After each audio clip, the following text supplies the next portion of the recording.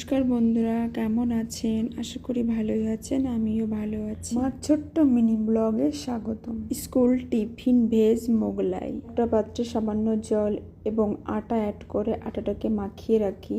অন্য একটি পাত্রে গাজর, পেঁয়াজ এবং পনির গ্রেট করে তাতে সামান্য লবণ অ্যাড করি। কড়াইয়ে পরিমাণ মতন সাদা তেল দিই। আটার লেচিকে বেলে উপর থেকে পনির, গাজর এবং পেঁয়াজের টুকরোগুলো ভালোভাবে রেখে মোগলাই আকার শেপ দিয়ে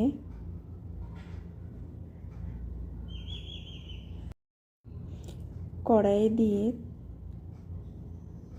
এপিট ওপিট ভালোভাবে লাল করে ভেজে তুলে নিলেই তৈরি আমার school tiffin veg Mughlai paratha, যেটা বাচ্চাদের জন্য হেলদি।